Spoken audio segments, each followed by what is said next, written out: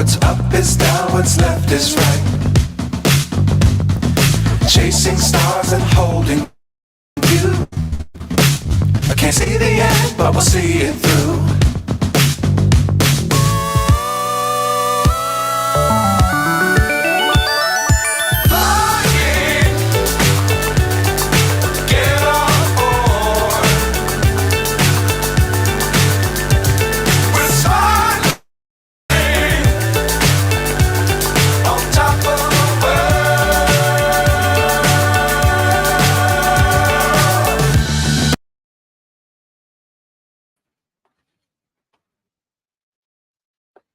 Hello. Welcome to this Wednesday's chat. Sorry, I'm just realising my camera's maybe just a little bit. Oops. Hi. There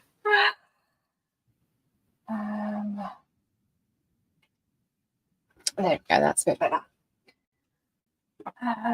Right. Sorry, running in from the from my bus. The station was so packed, so being one of those journeys. We will wait for Witness. I hope you are going to join us to join us. Let me just check my emails, make sure that she's all good. But yeah, welcome. I'll do a little sort of blurb until there we go. She's on. But yeah, I hope that everyone is doing well today. This wonderful Wednesday. Hey Witness, how are you? I'm good. Oh, can you hear me okay? Very well, thank you. Oh, good. Thank you. Good. I think I have everything set up. Oh, good, cool. How's your Wednesday been? Mine is just starting. I'm not even at noon yet. So right, yeah. I never sort of remember what time of day we are for you. Yeah. So we're just starting our day out here on the West Coast, and then I think you're at, what is it? It's past 8 p.m. No, 7. It's about 7:10. Okay. So almost sort of opposite ends of our days.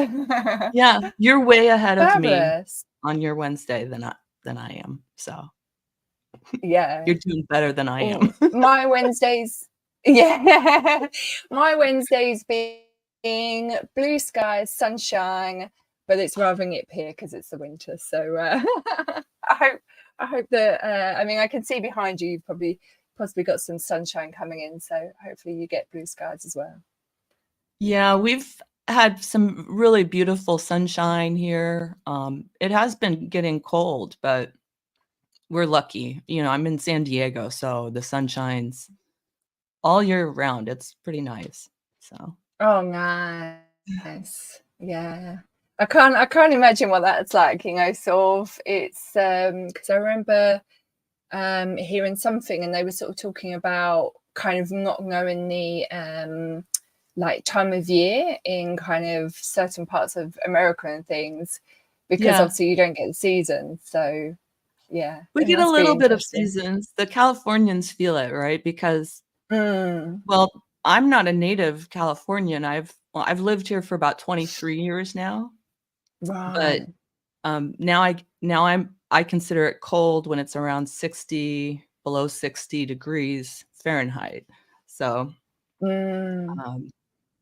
I'm kind of a wimp now. I can't take cold weather. Yeah. But I love to go visit England. Terrible. Yeah, I love to visit England, and I've been lucky every time I've been that it's been relatively rain-free. Good. Yeah, that has been nice. It was in May, I believe. Yes. Oh, lovely. Yeah. Yeah, it's one of the funny things. I did a hike on Sunday, and we got sort of quite bad rain by the end of the hike.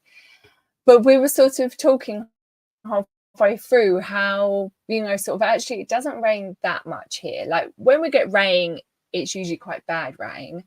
but it's sort of, we do have this thing of sort of when it rains, you kind of talk as if it's been raining like all your life. And it's sort of like forever. it's mainly just targeted like a Just the couple way of it is, days. right? Yeah, exactly. I just want to say hello to Pub Groomer coming in. Hey, how are you? Fabulous. So should we get into today's topic of cloth dyes? Sure. I can start off if you'd like. I can just talk about maybe traditional methods of dyeing, historical ways of dyeing and things. And it's just really an overview to show you how, the dyeing process hasn't always been destructive, right, to the environment. A lot, literally hundreds and thousands of years, dyes were made of plants and insects, or they were made of other natural substances. Dyes that were hard to obtain or create were very, very expensive. So dyes like a deep red, um, a deep red color, for instance, or a deep purple color. Those two colors were very, very hard to obtain, and so they were very expensive in price. You had methods because I of direct remember sort dyeing. of. Okay. Sorry, I was just going to say, I remember hearing about that's why like royalty has purple, because that was a very rare color. Yes. Yeah. So like I believe it was madder root that was used for the deep reds, which would have been like European royalty, I believe, used a lot of red to signify royalty. And then in other countries, purple was used to signify royalty. And actually, those two colors for royalty are kind of synonymous now, I think. Or they've lost a lot of their meaning around royalty as well. But those that deep purple color was a direct dye method by collecting these little purple shells on the bottom of the ocean and then crushing it into the fiber directly. Oh, So, interesting. yeah, labor intensive, but very, it resulted in this beautiful dye color.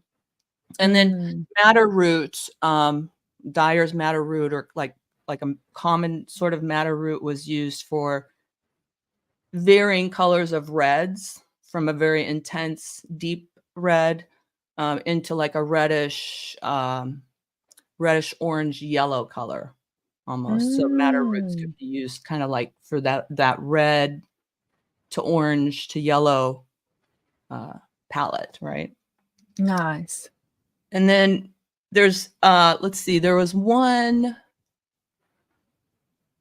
an oak that's used for dye in Iran, and it was larvae are collected from females that are pregnant. This is an insect. They are killed in vinegar and then they're dried, and this produces a very, very bright red as well. So you can see where we even use things like insects and very specific points in the insect's life, right? To Exactly. Yeah. So I think that is I always very sort of wonder, like, how did they find that? Like when it is like so specific, sort of, how did they realize that would be the thing? I know. So I think those are interesting. Those natural dyes, though, any dye is going to fade very quickly. They're not what we call color fast. And color fastness is the length of time that the dye maintains its color and intensity over time. And I think everybody who's seen something fade in the sun, or has seen something turn another color in the laundry, you kind of see what color fastness is, right? So there's many, many different types of plants throughout history, and these types of dyeing you know, are still used today, but usually only in very kind of artistic or creative ways, right? Where they're making maybe a one uh, a one piece of fabric that's very, very special or something like that, right? And they want to use Yeah. traditional techniques. The thing that really gives dye its color fastness has been the chemicals that are added to it to produce reactions that then dye the fabric. And I think that's where now we're seeing the dyeing process actually impacting us directly, where it might not have been impacting us directly, right? When it was more of a natural process, or Yeah, exactly. Because that's the thing, yeah, it's sort of it's that kind of sort of weighing things on a mass scale, you know, it's sort of kind of, there's, you know, everything's going to have waste, so it's sort of, when it's on a mass scale, there's obviously then going to be a bigger amount of waste, yeah, and then that waste is sort of a worse material because of what they use within it, you know, like the toxins and things like that. yes, And then kind of where that's ending up, as my photo for the thumbnail of this episode was, you know, sort of a river, and they're going through sort of mainland India, China, and has even been sort of known in America from the yes, cotton farms and things like that, weaving mills, and even in sort of England. I mean, at the moment we're going through a whole thing with the sewage being sort of pumped out into the sea, you know, and it's just sort of wherever it goes, you know, sort of water, wherever it is, gets sort of like kind of taken up by the sun into the sky, you know, into the clouds, and then sort of rained back it's down. So it's like, yeah, so it's a it system. always will end up within us, Yes. sort of, you know, whether it's kind of on our skin or kind of in our drinking water eventually, you know, it's sort of Absolutely. The dyeing process has always been one of, you know, there is not a one-to-one for it, right? You can't take one piece of dye and put it onto a piece of fabric.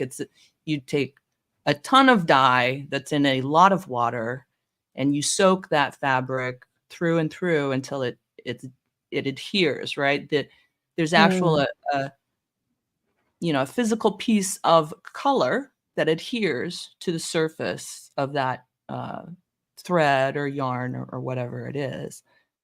But when not all of those pieces adhere to a piece of clothing and they're dumped then into a river, it then means that that color is preventing the light from traveling through the water down to the bottom to where there's other fish and other wildlife, right?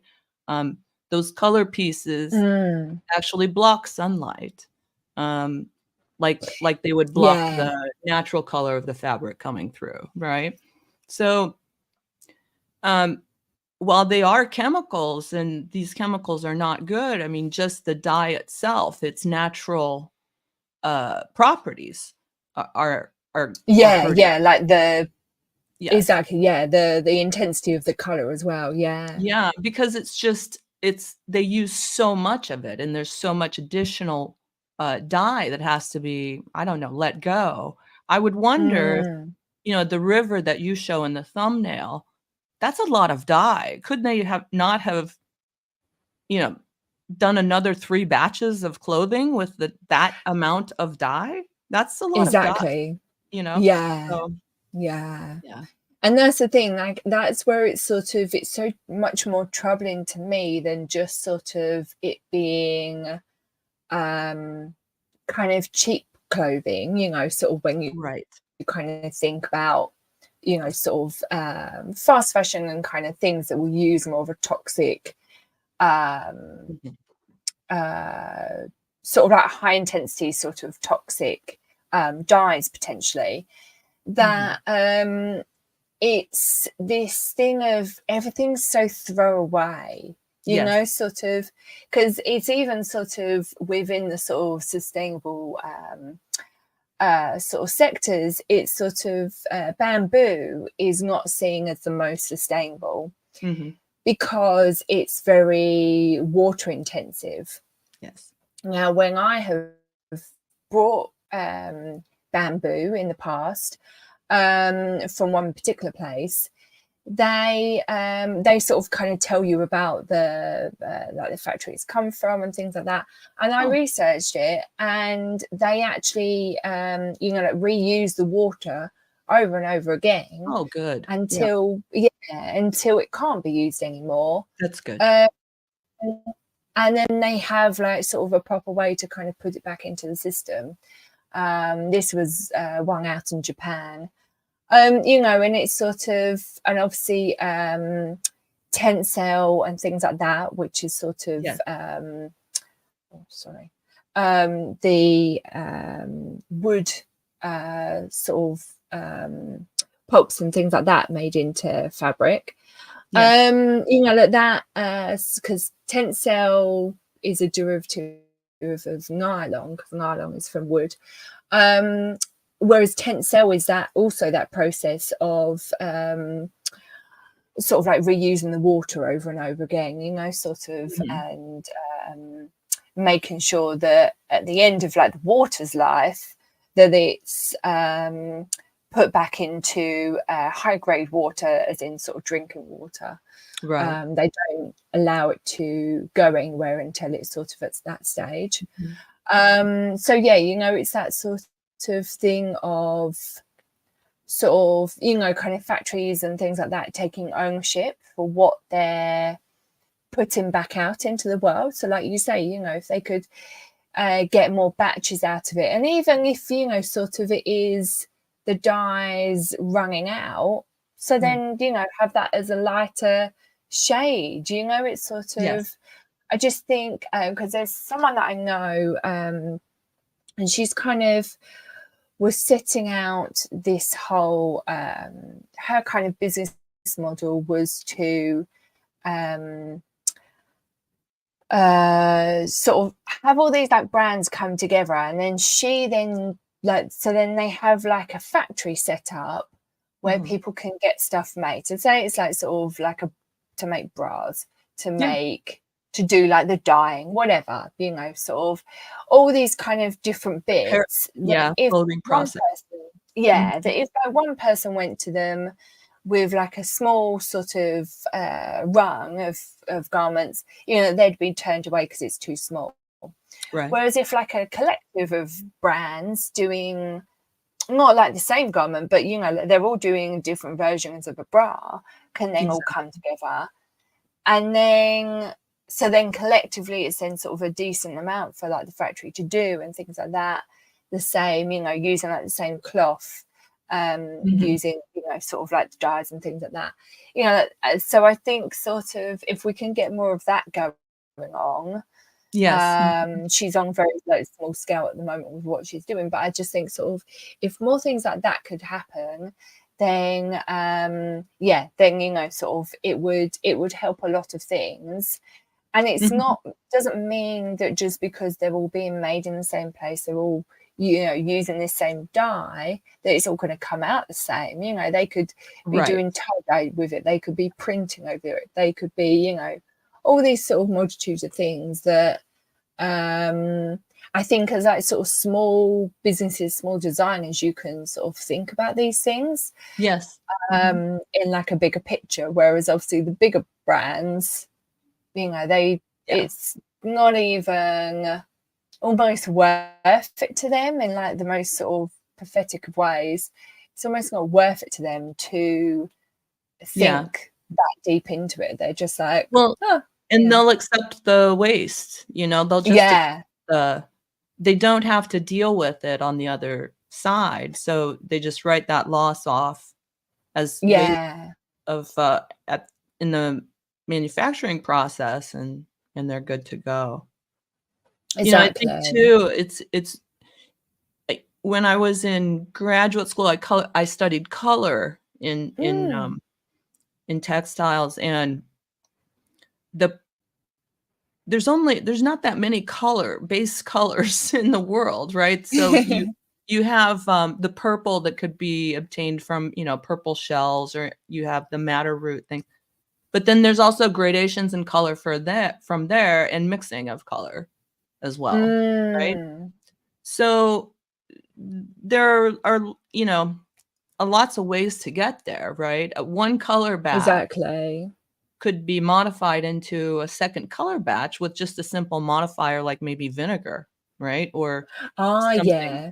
at for another if we knew more, or I don't know, maybe we do know more about the chemistry, and we could tell how these vats could, be used for one process, and then a second process just using a modifier, that sort of Mm. thing, right? Yeah, exactly. Right That now would it's really kind of help. to me anyway, the way that I see, the process is it's very, um, it's not, it hasn't been systemized or made so that it's less wasteful at all, you know? No, Mhm. exactly. So I'm just sorting out some slides so that people can see Okay. some bits that we're talking about. But yeah, exactly. It's sort of yeah, I feel like sort of it would be nice if we could have more sort of transparency around all that, and sort of Yes.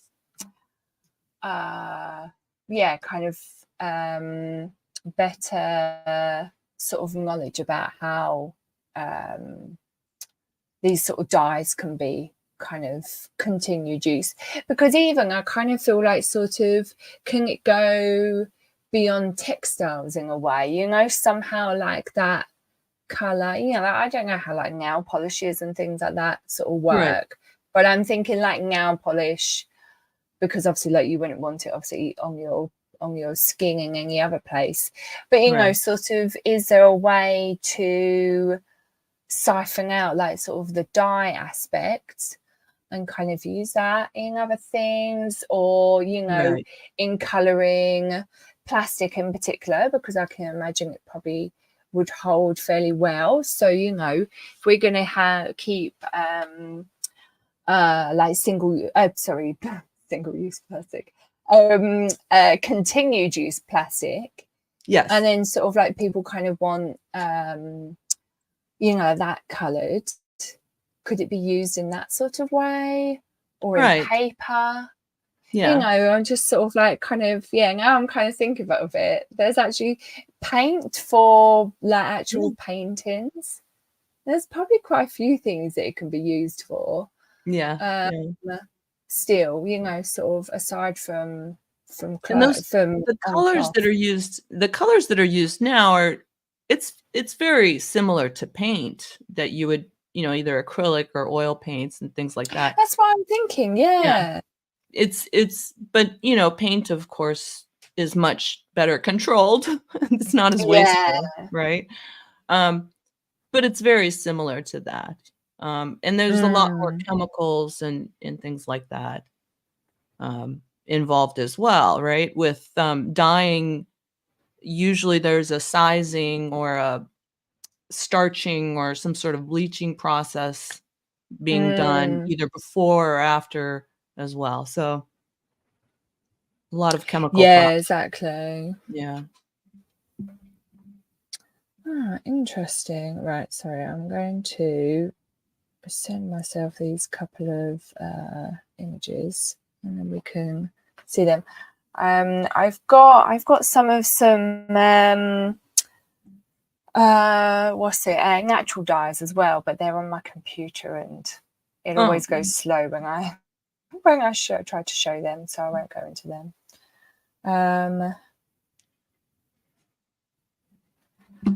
But do you want to sort of talk on the different ways to dye? So sort of like how it can be by fiber or by... Yes, well, of course, let's see. Let's think about this. We had, well, they're all natural fibers, but the fibers are all quite different, right? We had cotton and wool, and there's many plant fibers that we could use for clothing. You know, hemp, flax, those things. And then with the advent of plastics, we then started using synthetics, right? So anybody who grew up in like the 70s remembers kind of like there was like a nylon shirt with printing that happened, and that was a big kind of a fashion breakthrough where you could print on a synthetic dye shirt. So I don't know if you guys have ever seen Saturday Night Fever or something like that, where they would wear these Oh very kind of yeah. like, you know, but printed. And that was very, you know, is considered an advancement in clothing because we could then print these dyes and they were color fast on this synthetic shirt. You know, since then synthetics have become a lot more refined and the hand has become much better with synthetics. But most synthetics are made through an extrusion process, where Right. they are quite simply, you know, spit out like toothpaste, extruded, and then they're treated. You know, sometimes there's one thin, long fiber that's extruded, and then other times they'll actually chop these little fibers up to create more of a consistency of cotton, or maybe they'll use longer staple. So with synthetics, as you're extruding the the thread, what will be the thread, you have the capability to leave the length of the yarns pretty much any length that you would want, right? So now we have you know, like you were speaking about some of the tencel, and those are natural sorts of, you know, natural-ish fibers, right? But there's a Yeah. synthesis between synthetic and fibers and these natural fibers that come from, you know, flax or wood or bamboo or wherever, right? Um, Yeah. and that is interesting, I think, too. Now, usually those types of garments are processed. They're dyed after they're woven and made, typically. Um, Yeah. but you have to be very careful with any sort of blend, yeah, with like let's say a 70-30 blend polyester cotton or whatever, that the cotton is going to pick up the dye much faster and easier than the synthetic will. And the dye Right. will stay on the cotton longer than it will stay on the Interesting. synthetic Yeah. fiber. Yeah. So that's another interesting sort of thing. Many times when the synthetic fiber is synthesized or created, the dye can be inserted into that fiber directly, or you know, it can be treated with a coating even as well. So the coating can itself be the dye as well. Oh, So interesting. it's I very never thought interesting. about it like that. Yeah. Yeah. Fabric is very interesting. One synthetic fiber that people really don't realize is super important is Kevlar. Oh, right. Yeah, Kevlar is like Kevlar is used for body protection, for policemen, things like that. It's a very strong fiber. In fact, this fabric, this Kevlar, is so strong that it can stop a bullet, and Yeah. that really speaks to the how tough and strong you can make fibers and a woven product. You know. So it's very Yeah, exactly. I'm fascinated how that one works, because like yes. I've never worked with it, so I don't sort of, you know, because it's like if a bullet can't go through it, then how do you sew it? I don't Yeah. know. I just have all this like weirdness of like, how does that Yeah. work? We should do a show on that one because I saw an analysis of what percentage was the stopping force of the bullet due Mm. to the fabric, like the actual material itself, or due to the way it was woven, right? Oh, So I thought that was interesting. interesting. Yeah. Yeah. Oh, yeah. Right. Need to I'll have to maybe I'll look write that. into that. Yeah, exactly.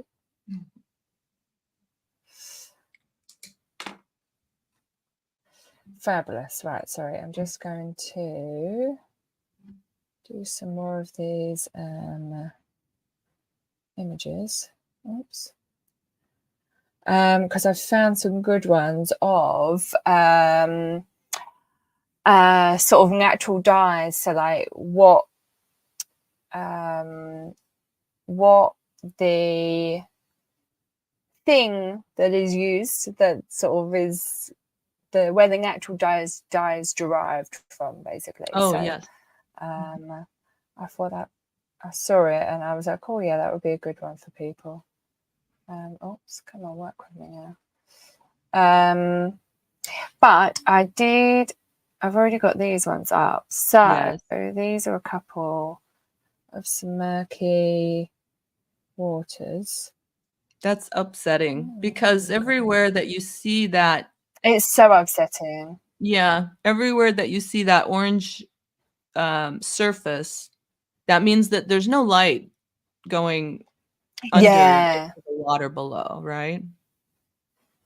And that's the thing, you know, sort of not only is the water itself then sort of toxic for, you know, sort of anything that drinks it, just Yes. anything that's underneath that water just can't survive, like you say. Right.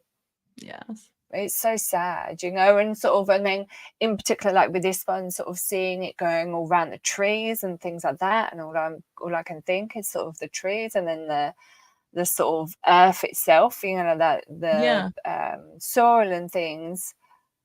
It's just, yeah. Yeah, and there's a lot of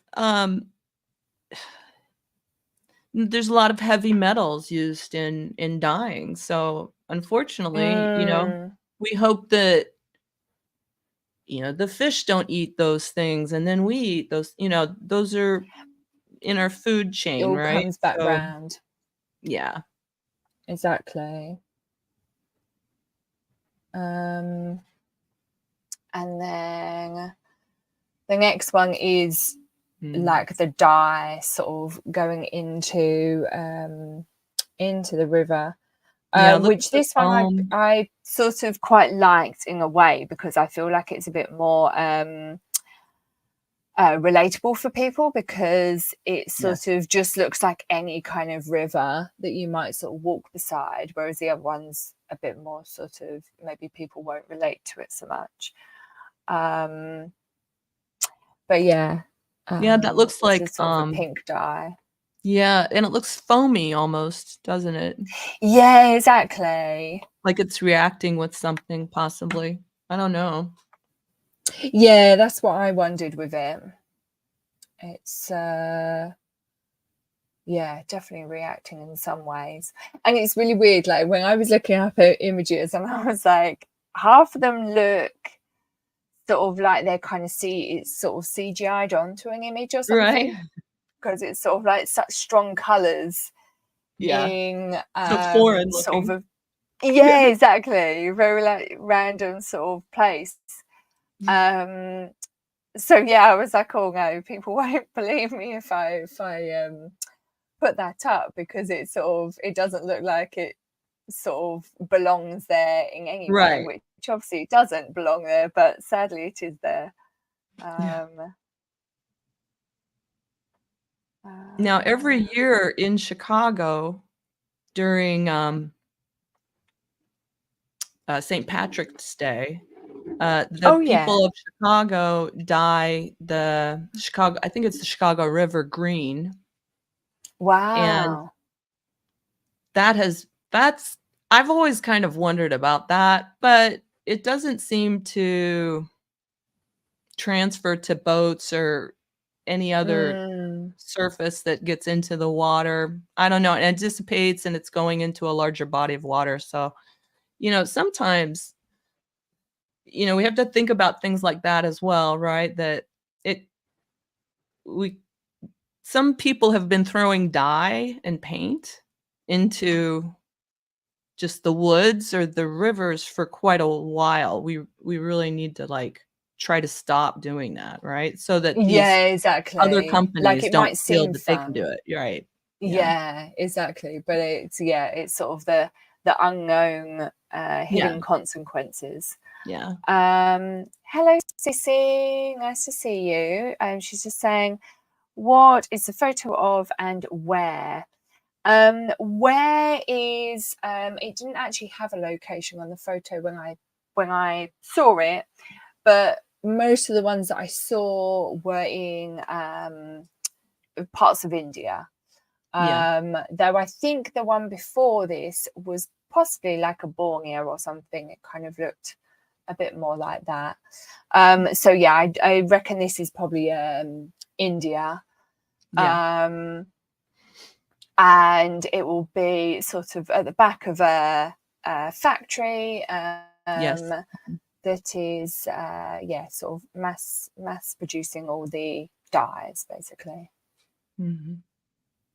There were some other ones that sort of were kind of even worse to see, that were kind of sort of people like sort of in the river, like washing their Yes. clothes or things like that.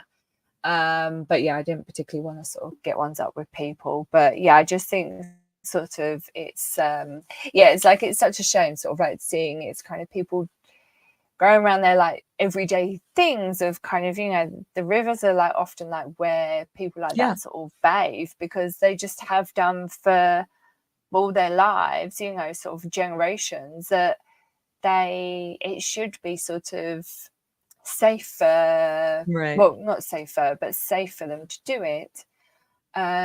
Yet it's sort of kind of the past decade, really, I'd say it's sort of become so sort of, Yes. well, not even I keep forgetting how late we are into the 2000s now. The past sort of 40 decades, really, of sort of just how sort of how kind of toxic it's become. Right. Yeah. So yeah.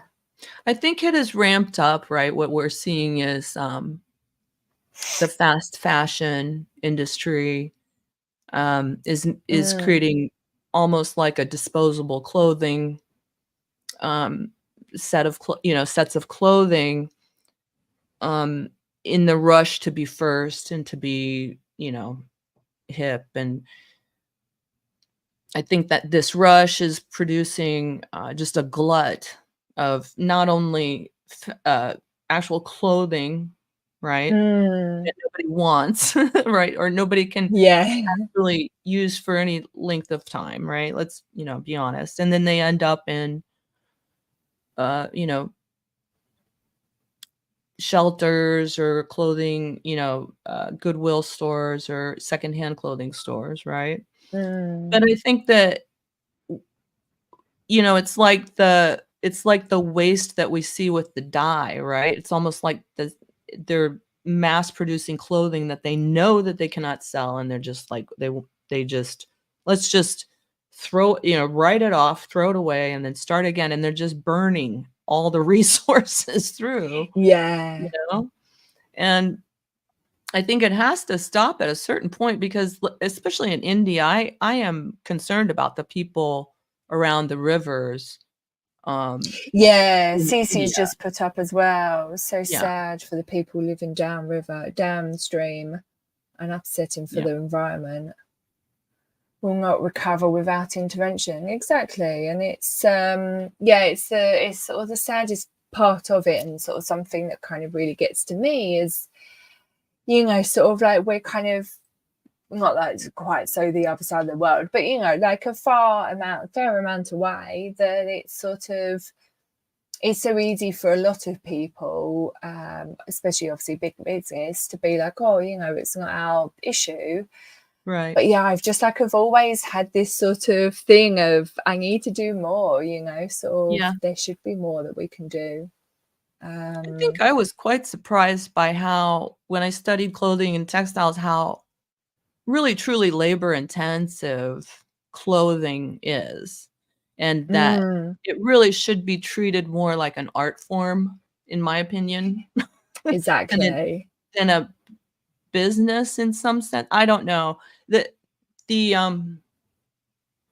fast fashion is you know, we've had the haute couture, right? We've had all of these different things that have come down to us through history and fashion, and it's disappointing that this like this kind of like almost disposable clothing, you know, is what we're doing. Because quite frankly, when I've shopped for my niece or anybody else at Forever 21 or you know, any of those clothing stores, she wears it once, she washes it, and it just can't be worn again.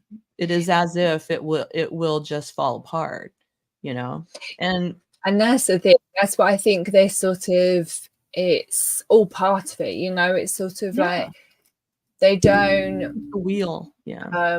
yeah, exactly. It's sort of, it doesn't matter if it's not, you know, if they're not paying the people to sew it up properly, because they're not bothered about it lasting long, you know, sort of. And obviously then the people buying it is like, oh, well, it only cost whatever, so it doesn't matter if it doesn't last that long, you know. I remember sort of when kind of Primark first came out, and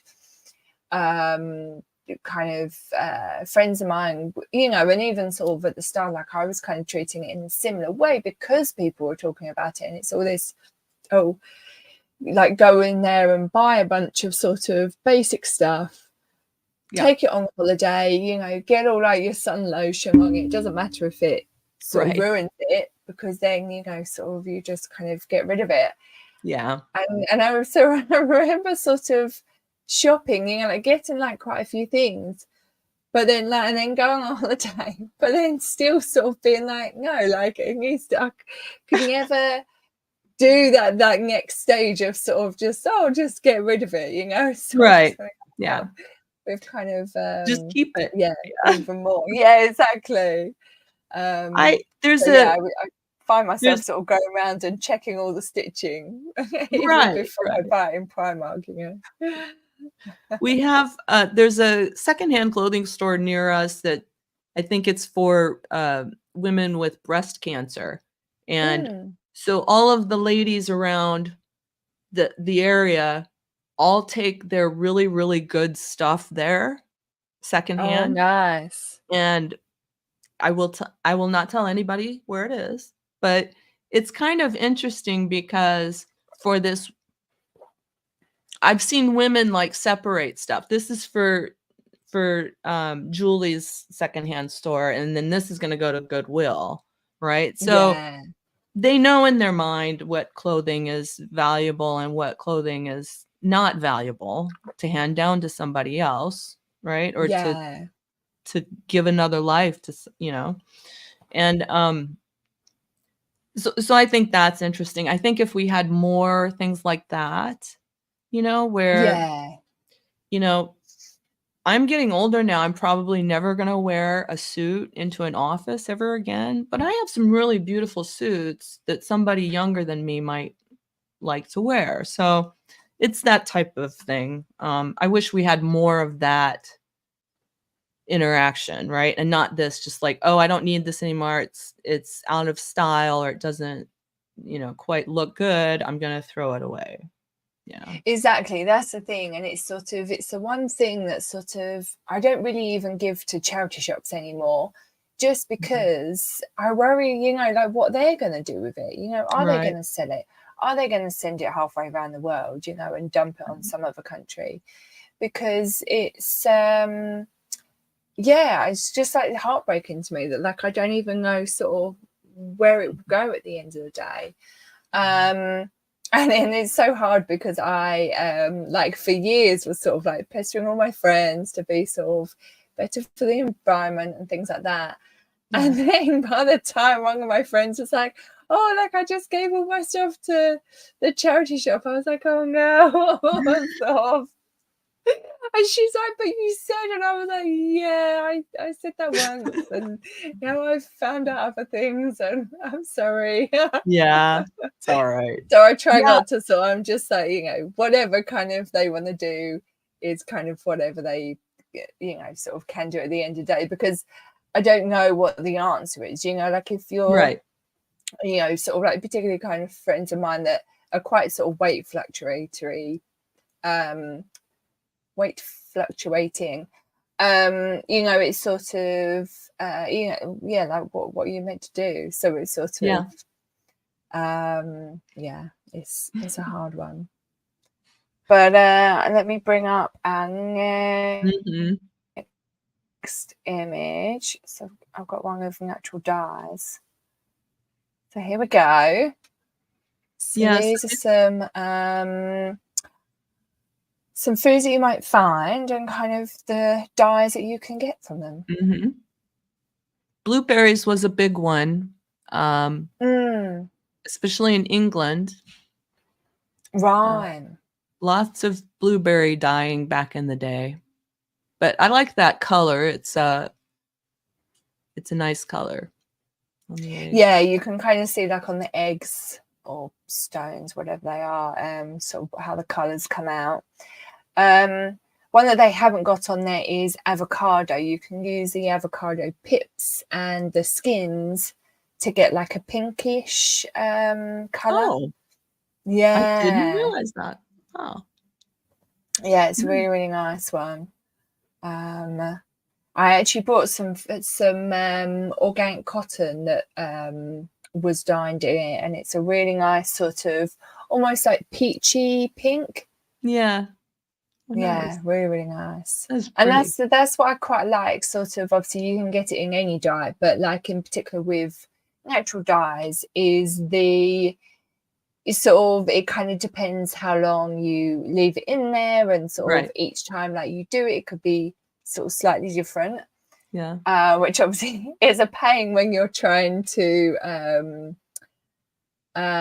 make sort of like kind of continuals of kind of garments and things like that, because from 1 meter to the next it could be slightly different, but but yeah, it's sort of nice when you like sort of some of the things that I've made from kind of slightly different batches of cloth that's been like natural dyed is kind of then the piecing it together afterwards and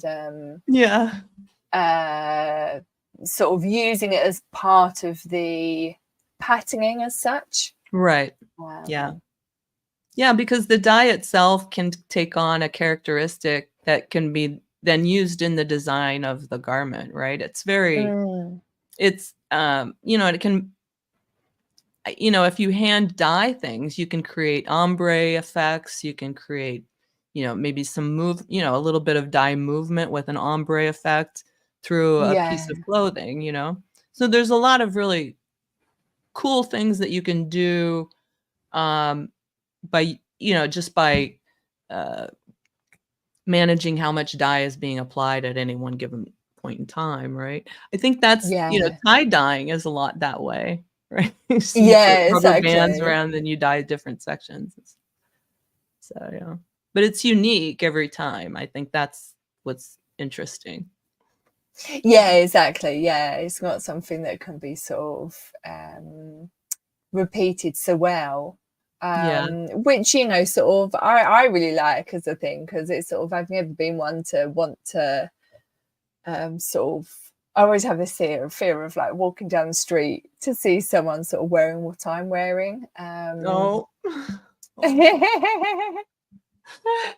I've had it once. I wasn't wearing the garment, but I did sort of meet someone once that had something that I've got in my wardrobe, and I was like, oh my god. But it's so weird, like sort of with all the things that I've got. Yeah, it's probably happened maybe 3 times. Oh, So wow. yeah, Yeah. I feel quite lucky in that way. Um, That's cool. Yeah, yeah, so it looks like and that was then I just did. yeah, Oh, yeah. sorry. No, that Yeah, so last this is just. yeah, Oh yeah, the yeah, last the last picture one with was the like beetroot. onion, and then I think that's saffron. Yeah, that's what I was thinking. Either that or And then turmeric. cabbage. Huh. And then the last one is turnip, yeah? No, that's a beetroot. Oh, that makes sense for that color. But what is the leafy? I don't know. I was thinking maybe it's sort of like a lemon balm or something. I don't know if that would come out with a sort of a Wow. kind of a dye. Or it could be chard. Oh, But yeah. again, I don't know if that would necessarily, sort of do a dye that would last. I mean, like obviously on the eggs, it seems like a very light dye. It's like a tan brown color. Yeah. Interesting. Okay. Sorry, I just Exactly. wanted to see what all the No, that's all right. I was speeding ahead. But yeah, so I just got this one just to show how the yarns are dyed. So it's not Yes. like someone's just going through with like one single strand. No, It's no. all like bundled together. Yeah. Yeah, and these are In the relatively small skeins. I've seen mm, them really kind of where they're all roped up into a big knot, and then they dunk them. yeah, But exactly. yeah. Yeah, that as well. But those ties Um, around are just to keep the larger loop kind of together. yeah, I was gonna say. Yeah, I've seen them being prepared for it. But yeah, I always forget the name for its schemes. Mhm. And but yeah, and I've also I think I said before when I worked at Ghost in Yeah. the studio, they would actually dye the garment as a whole garment. Right. So yeah, that's sort of the other end of it. That's Um, interesting. That's cool. yeah, exactly. Yeah, the woman, oh, she was like in her own little world of kind of how, sort of what the dyes are made up, like sort of what colours, sorry, she'd made up to like Oh, yeah. make Yeah. the final sort of colour. Huh. And Cece says the natural colours are so inviting. Mhm. Yes, Yeah. exactly. And sort of like with let me go back to that one. So with like the natural dyes, so you could like use them so say you're doing like an onion soup or something, and Yes. then like you take them what you want to eat. And then just like top it up with more water and then sort of use the rest and Yeah. throw the skins in there and everything, because usually it's only the skins that they use, but obviously you can use It sort doesn't of matter. Yeah. whatever else is then left in from say like a soup or something. And then like with the beetroots, I've had like, because obviously I get them like the jars with the beetroots in. Mhm. And during the vid, when I was making some masks for friends and family, and they were all like made out of cotton. And I Yeah. would, because my mum, bless her, she started not dyeing her hair during that Right. Yeah. time. And so then like she went like completely white. It was quite a shock because I'm not seeing her like that. Yeah. But so then like a natural cotton is sort of almost like a flesh tone, of sort of us in England, I would say, sort of more than kind of in America, because obviously you can be fairly tanned over there. But you know, sort of because I always have to make sort of this thing to myself that even though it's sort of like a natural color, it isn't a natural flesh color for obviously everyone. So Right. yeah, so sort of a white person's flesh color. So it kind of really washed her out, and also kind of looked like she didn't have a mouth and things like that. No. And like with mine, I started embroidering mine because I went to Tesco's one and someone screamed. And I realised afterwards I probably like blended into my skin. But anyway, so I dyed a couple in this like jar of just like the juice from the beetroots. So it's like, you know, like the vinegar and then like the juice and everything from the beetroots. Yeah, and obviously it did like fade over time, but you know, sort of it came out quite a nice sort of pinky colour. Oh, nice. Yeah, That's which cool. was like really, really nice for her. But yeah, so that's, you know, sort of like another way for kind of obviously people to do things, you know, and also sort of if you've kind of, I mean, obviously it's hard when it's sort of like you might have like something that's a bit past its sell by, not quite, you know, sort of a cabbage that's sort of a bit all juicy and that. Right. Not quite what you want to eat, but you know, if you need to dye something, you know, say like something's fading, there's actually a bunch of my kind of white tops, and actually this one I put on this morning. If I didn't have the dress on, I wouldn't be wearing it, but it's got a couple of like sort of yellow stains from a curry or something, and it's just like not coming out in the wash. But I still like it as a top, you know, so I might I need to sort of sort out some natural dyeing. But yeah, it's sort of that thing of I've got the time to dye, or I've got something that needs dyeing, and then I need to like use whatever this food is. So but you know, it's quite a good sort of kind of extra way to use a food if it is kind of going out of its sell by. And Cece's just saying maybe send this information to the Kardashians. Yes, indeed, Cece. Oh, don't. Have you seen the thing about the nipple bras with the nipples on? No. Oh God, we need to do a bit of a thing on that. Maybe I'll bring that up for next time. She's basically saying that it doesn't matter that the world is heating up, because she's made these bras with nipples embedded into them, so you will always look cold. Literally, like the I'm embarrassed for her. Eco-ethical sort of world is going crazy at the moment about it. It's like the ultimate greenwash. Start them on their minimalist movement for our planet.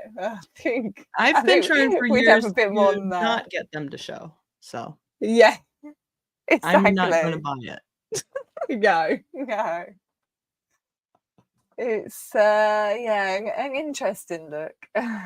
Yes, but I don't think it will last. Oh yeah. Oh, and then she said, I regularly make jasmine tea from hibiscus, which actually a friend of mine has given me a massive bag of hibiscus. I need to start using it. Not sure if it lasts, but it's such a vibrant colour. Yeah. Tea is a really nice one to dye with, actually. Like I did some at one point. Some point at uni, and I did a shirt with just sort of like normal kind of black sort of tea, and and that sort of, it comes out like a nice kind of grey sort of earthy kind of colour. It's a nice really, color. really nice. It's soft. It is. Yeah, exactly. And and I think even sort of like a green tea would, I've not tried to dye with that, but that would probably come out quite nice with that sort of green. That maybe it would come out a bit more sort of lime green, but Mm. Yeah, that could be a nice one. Um, My favorite food is pizza, and I've thought about just wearing pizza camouflage clothes. So that's, you know, I can just spill all over myself. oh yes, sorry. I was And just like, I you won't want to look ever like look like a I'm pizza? Yeah, you know, that's the thing. It's sort of, yeah, white is such a dangerous color. And I went to the Victoria and Albert Museum. If anyone's been to London, you might have heard of that one or been there. Mhm. But they have a really big sort of fashion archive and things like that. And I went there to go and see the Chanel exhibition, which is just amazing. And now I want to only make Chanel inspired clothes. But I went on this sort of like fashion tour, which I've never done one of the tours there, and I sort of got there and it was about to start, so I was like, oh, I'll go and join that, see what they say. And she actually spoke about Queen Victoria's wedding dress, because she was the first one to have the white wedding dress. Oh, And so that sort of goes to like kind of what we were saying earlier about the sort of more vibrant dyes being the sort of like more expensive and more sort of yes. less available for sort of kind of anyone, so it was more royalty that would wear them. The same with white was there for more expensive because you had to clean it so often.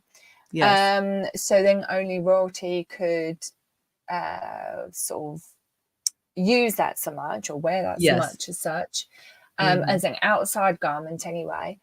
And yeah, so that's where we get the white wedding dress from. That's amazing. I didn't realize that. That's cool. Wow. Yeah, I spoke about it a while ago when I did one of the Cloven Love stories with Joe. Oh. Yeah, and it's sort of one of my That's cool. sort of top facts. But yeah, it's sort of it's interesting because it's sort of like, obviously when she had it as her wedding dress, they didn't actually have it on show, but you know, sort of it wasn't necessarily fancy in any way. It was just the fact that it was this kind of sort of pure white. That kind of was the big thing. I think it was quite stunning because, you know, back then they wore those very, very large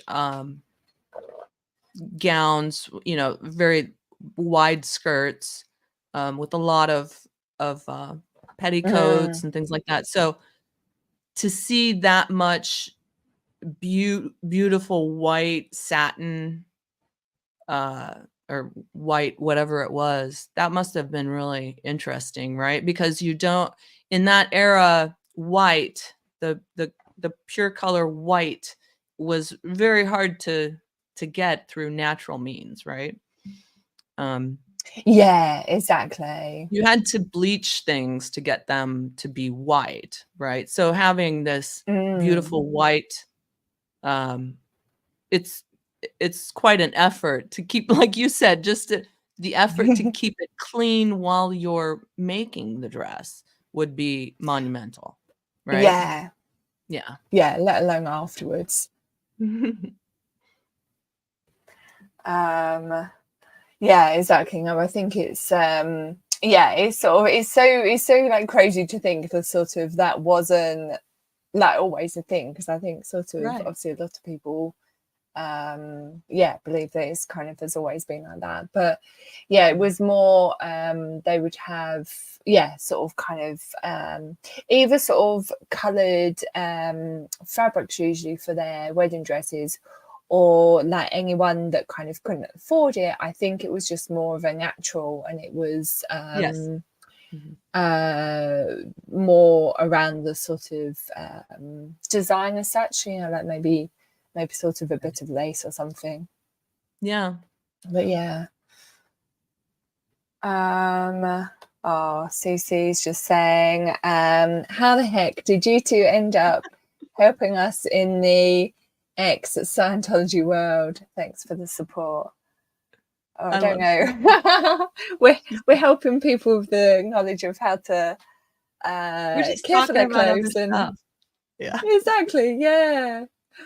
Well, You know, sort of because not Yeah. even people that weren't in, you know, sort of any kind of cult or coercive control don't know about these things. So, you know, it's sort of we're here for everyone. Yeah.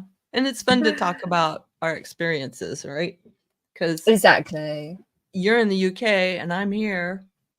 We both are fighting against Scientology, but hey, we have hobbies too, and you have That's the work. thing. Yeah, And, yeah. yeah, So we're exactly. just people. That's the thing.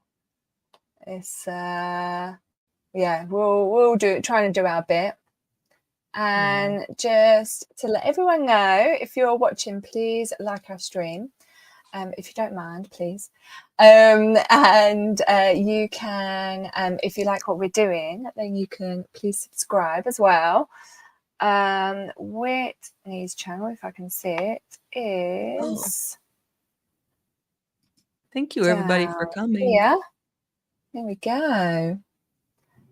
Thank We you. have a nice number on the stream. But yeah, so that is both of us. But yeah, have you got anything else you wanted to add to that? No, not really. I think it's been a fun stream. You know, I just want to end on, I think people, when they think of clothing, they it's almost like when you see something at the grocery store, you don't really realize all of the processes that have to occur for that piece of clothing to come to you. And the dyeing process, I feel like, is one of the most destructive environmentally Absolutely. for us. Yeah. Yeah, that's the thing. When people talk about fashion being like the second most polluting industry, it is everything encompassed because they use transport. So it's all of that pollution from transport on the road, transport on in the air, and sort of shipments of it coming through the waters as well as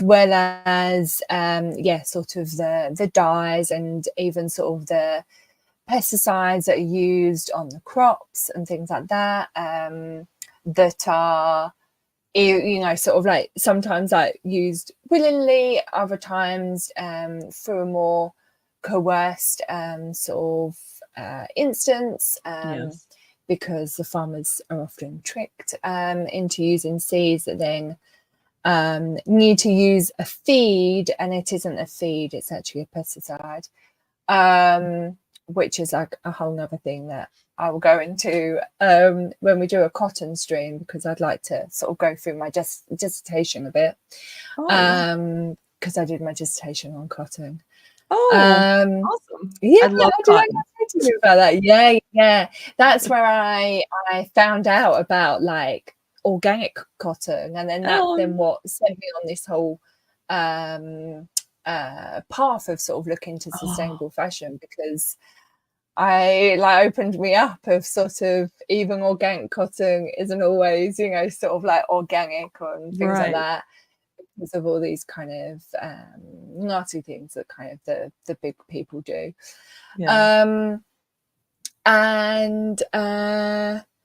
So, you know, it's kind of, it's all of that sort of, plus the obviously like pollution from factories and sort of that would be awesome.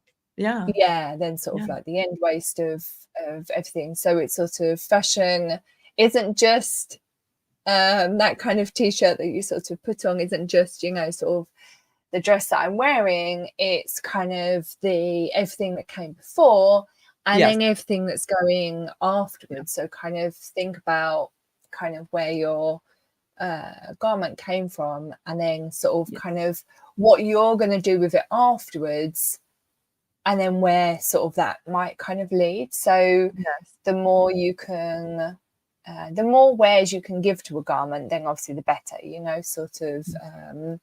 Actually, there's a guy in the studio. It's so interesting because it's sort of, I hear like all these stories of people around me, and sort of they kind of talk to me in such kind of different ways now, of like, oh yeah, so you know, I've got to wear. So he is in a choir, and Yeah. they've got to wear something glittery. They've got to all be glittery. Yes. So he's like, oh, I've got this waistcoat. And he said, oh no, I wore it once before, so you know, I'm making sure I'm not just wearing it once and all this sort of thing. And I'm like, oh right, that's really good, because I'm like looking around my studio like, oh, I don't have anything glittery for you. That's And good. he's You're like, no, making it's all right. you're thinking. Literally. Yeah, it's so interesting. That's good. Yes. Sort of kind of when I hear people talk, and I'm like, oh, that's like really, really good. And you know, like, because for years I was that person that was sort of down everyone's throat of, you've got to, you know, you've got to do better, get that out of the bin, wash it up and put in the recycling, this and the other. And then I suddenly sort of stopped, because I was just like, I'm losing people. I'm losing friends. You know, sort of, I'm losing not the nicest way to be to people. Literally. And then I literally stopped, and it's like so many people are now just do it naturally, and I'm like, oh, this is how, you know, like, so it's sort of, that's the thing, like, you know, we are here for kind of obviously whoever wants to listen to us. And one of the reasons why I kind of have been wanting to do this for a while on this platform, because I feel like on other social medias, it can be so, like, I realize that I'm very much in my bubble of people that want to watch. Right. Whereas hopefully on YouTube, it sort of spans a bit of a wider field, and you know, sort of being potentially sort of somewhat sort of adjacent to the kind of SBTV sort of channels, because obviously I notice with people that obviously watch a lot of like these streams are kind of watching their content, that then this will then go out to sort of people, you know, anyone that's kind of potentially sort of watching theirs or other sort of streams, that it can, you know, sort of just kind of help people make better and more informed choices, because you know, you don't know what you don't know, you know, so it's sort of, really sort of kind of take this thing of no one's to blame apart from the people making the pollution, but obviously we have to realize that we as consumers are also one peg on that ladder as such, you know, sort of. I always it always really gets to me when people are like, you know, sort of like big businesses and things that go say that sort of they're only doing whatever they're doing because of the consumers. Right. And to some extent, you know, it is that, you know, it's sort of like, I heard something, podcast that I was listening to this morning, and they were talking about like reality TV, and but it's also like the watchers of the reality, because if they weren't watching, then there wouldn't be the ratings to, you know, sort of do whatever, because they were sort of talking about that destructive nature of it to, in particular, sort of like families, but their whole family on reality shows. And it's you know, so obviously that is true, but it's like, but if it's on, then like you're gonna, what if it's not on, then you wouldn't watch it, you know, you don't like, know what so you missed, it's sort right? of so I do have this real issue often when people put so much onus on sort of society, sort of in general, you know, rather than kind of being like, like maybe you should also make the change. Exactly. You know. But I so agree. I hope everyone enjoyed this stream. It's been amazing. You know, thanks for having me on. No, anytime, always. I always like it when sort of I I learn different sort of bits as well. So yeah, it's been wonderful. Let me just put our little tickers up again. Oh, thank you. So everyone can go and subscribe to Whitney, and let me put that in the chat as well. So I think and Cece has a cooking channel too. I have to go check out Cece's stuff. I was wondering if that was that Cece or not. I think that's her.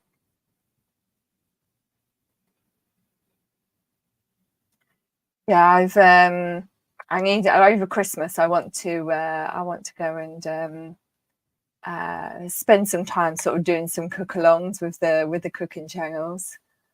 Oh, I feel like yeah, I don't get so much. Yeah, it's something that I'd said to Cindy. Oh no, different CC. Yeah, see, that's why I never know. Like sometimes people's names are very much similar. Yeah, I'd said to Cindy that I would sort of kind of do it with hers, and like do a little like filming of it, so then she can sort of do a reaction or something. Oh, that's a good idea. That'll be fun. Yeah. But yeah, it's just like it's I mean, like often when I'm sort of in my house kind of I'm done there like cooking, sort of no one else like comes in, but I just have this thing of sort of what I went through in the vid with another housemate. It's just one of them things that I still get a bit of sort of anxiety about. So so I sort of wouldn't necessarily do it otherwise. But yeah, I'm hoping in my mum's, when I go back home for Christmas with my mum's new kitchen, it's going to be all set up nice. She probably won't let me use the cooker or the hob, but I can pretend to cook. She's got all these new sort of appliances and that. And for Christmas, she's like, I don't know what to cook. She doesn't want to splash anything to get it dirty. So I feel like I might give her like some sort of vouchers for a cleaner. But she's so funny. So yeah, you could give her we some might be cotton getting gloves. shepherd's pie. It literally. Yeah, so we might be getting shepherd's pie for Christmas rather than a chicken, because a turkey's always too big for us. But yeah, I'm just like, and apparently we're not going to get roast potatoes. I'm most disappointed. But yeah, it'll be lovely, whatever we get. That'll be fun. Food is always good. Yeah. Fabulous. Oh, she said Cindy is her friend. Oh, nice. Yay. Always like a friend of Cindy. Fabulous. Well, thank you everyone that has joined us. Thank you very much, Whitney, for a lovely chat. And I will tell you and everyone else, I can't do next week, unfortunately. Because something has come up. And actually it's an event that is to help the Bangladeshi garment workers. It's sort of kind of a what do they call it, point of action kind of thing. So yeah, it's like a meetup that I'm going to go to. So I'm hoping to like get some really good info of sort of how I can do more to sort of help people out there, because that's kind of one of my sort of passions with the thing that I do is to help the garment workers. So so I will kind of see how that goes, and maybe the week after that, if you can do that, because I can do that, then maybe we can sort of because it will be my week for a topic, but maybe we can sort of do it on that. Otherwise, maybe that will be the cotton one. So I will see how things go, and then I will decide on the topic. That sounds great. Fabulous. Pup Groomer has just said that they're perfect timing. Just finished the dog in time to watch the end. Yay! Wonderful. Well, I hope you will also be in replay crew if you didn't quite catch it all. But yeah, so that will be lovely. And yeah, I will see everyone when I see you. Have a wonderful week. Bye-bye. Bye. See you later. Oops. There we go.